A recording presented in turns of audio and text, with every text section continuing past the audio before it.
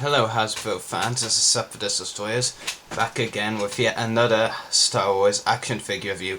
This time taking a look at the Clone Wars figure, and it's actually got good articulation, believe it or not. And I know many of you want this figure. It's one of the rarest to find, the Clone Wars figures, if not the rarest, and is definitely well sorted and very rare and easy. One of the best figures in the line. And here he is, the armoured version of Savage Opress. Now, this is actually the Battle Pack version, the one from Darth Maul Returns. One of the Chinese eBay sellers, WS Toys I believe, has a lot of them up loose. He actually had this one for £8. Actually looked earlier this morning and now he has them for £11, which is kind of bad I guess, but still really good. But this version of Savage, the Battle Pack one, actually doesn't come with a lightsaber. The lightsaber I've given him is actually the one from the Vintage Collection Darth Maul. It's not his accurate lightsaber, but he actually just looks epic with it anyway, so I think I'll just keep it on him, to be honest. But really cool figure. I will still be buying the Battle Pack as a whole, because I want the Maul and the Night Sister, but you know, why not have a couple of Armoured Savages? Might even sell this one off when I get the Battle Pack, but that depends. The accessory he actually comes with in the Battle Pack is this one, which was also a part of the shirtless Savage Opress and the original release of Armoured Savage in the basic line in 2011, and it's utter crap, basically.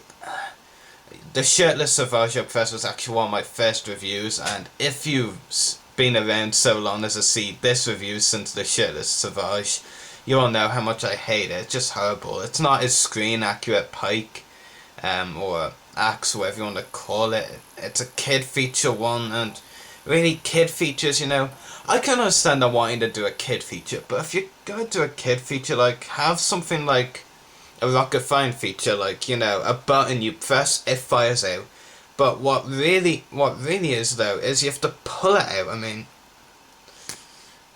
seriously, what the hell, Hasbro? I mean, how is that even a kid feature?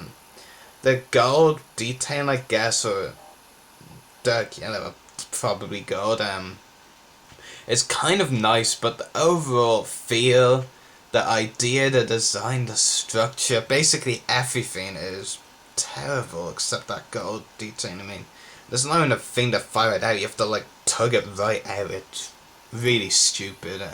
Not really much of a kid feature whatsoever. Actually, just get rid of the lightsaber now after giving you one last look and a little zoom in. So, it's a Savage in all his glory, I guess. Well, I'm guessing because I can't see behind the camera, so I can't tell what you're seeing. Okay. One problem is that I only just happened to my Savage this morning, is his left hand keeps falling off, coming out.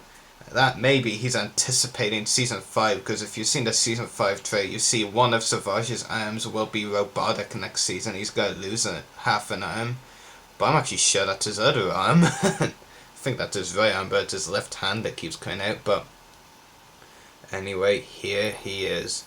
And like I said earlier, as great as this figure is, as amazing as he is detailed, he has flaws. You know, I've been talking to fellow YouTubers about this ever since I got it, and honestly, I've gone to a stage with this figure where I pretty much don't care about the lack of ankles, because, you know, that it's good to have them, but they're not ankle articulation, but they're not necessary. I mean, figures can, especially like this one, can stand up perfectly with just knees, pretty much, but my main problem is the shoulder blades. I mean, be realistic here, because I think I'm being realistic here.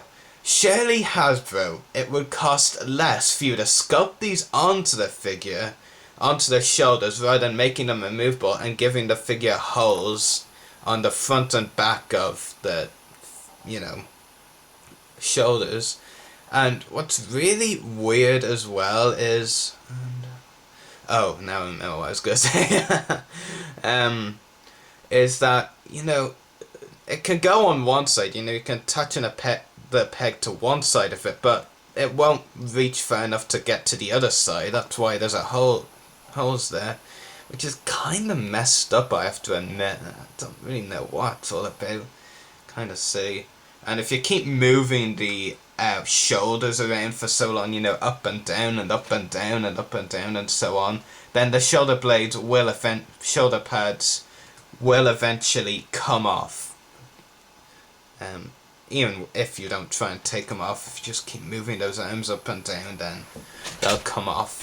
So anyway, time for a look at the actual figure. Just want to fix his elbow joint positioning a bit. I think I did successfully.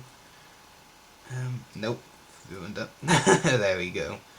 So there is Savage. He actually does just look so weird with those holes there, to be honest. So in my stop motion series, I'll try not to do too many shots of his back.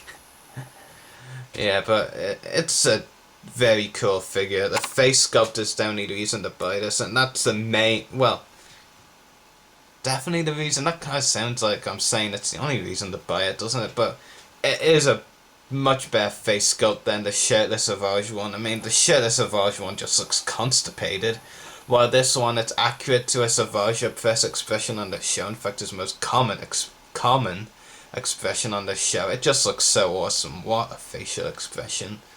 Brilliant. Imagine getting a Sith hood over that. I mean, just how creepy and daunting that would look to another character like a Jedi or a clone. The detail overall is really nice. Very impressed with Hasbro's figure. One of my favourite figures Hasbro's ever released, I must say. And Hasbro, you released this figure around October last year. That's when it was supposed to be released. I think it might have even been released early in August last year on the basic card. And Hasbro, you gave us amazing The Clone Wars figures like this. What went wrong? What went wrong, may I ask? I mean, this is just so amazing. I can't get enough of this figure. I can't really say much else about this figure. It's just awesome. It has a soft goods cloak. I'm not really too much a fan of soft goods, to be honest, but if used right, it is awesome on figures, and hell yeah, huzzah, was it used right here.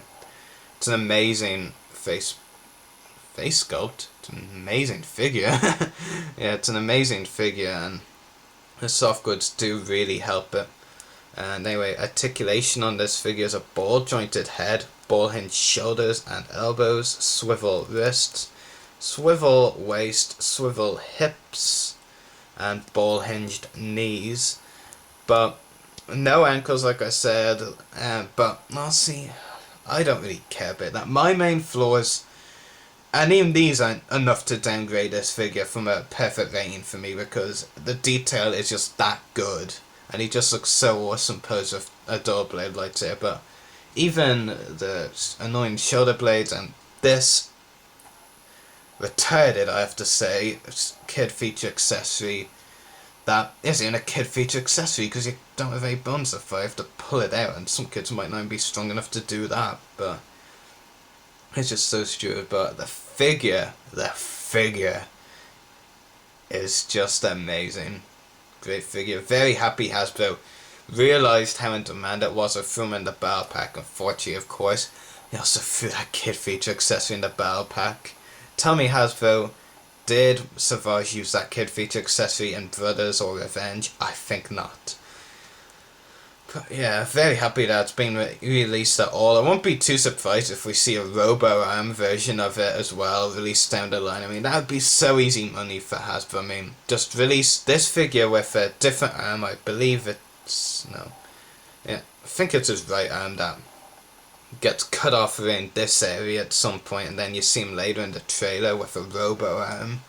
And that would be easy money. Replace the arm, give him the lightsaber, throw him in a basic card, you've got a perfect figure, and a figure that would sell really well. And as you can see, even without ankles, he just stands up perfectly. Great figure. No need for the ankles, it's still perfect without them, to be honest with you. Amazing figure. Great figure, just can't get enough of it. Amazing. 10 out of 10. Must have. I mean, the battle pack as a whole that he's coming in, you might not want to. You might want to get an extra one loose like I did, and you may just want one from the battle pack, you know, because the battle pack overall is one of the best that comes battle packs have given us so much uniqueness in it. I mean, you get Maul, the first animated Maul figure, this repack of what is arguably the hardest to find the Clone Wars figure ever. Well, after the battle pack comes, we may be saying something different, but for now, the basic card version is anyway.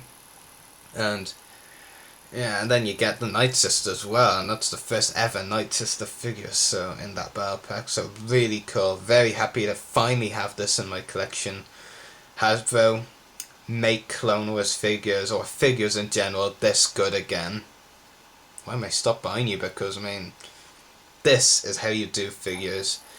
Perfect detail, perfect face sculpt, perfect articulation. I'm just going to say that because screw ankles, this figure doesn't need them at all. The only problem really with the Clone Wars figures that they should have is the kid feature accessories, but I won't deny it is really aimed for the kids, but hey, I prefer the Clone Wars figures to anything else and I'm a collector, so meh. But anyway, hope you've enjoyed this review. May the force be with you and happy hunting.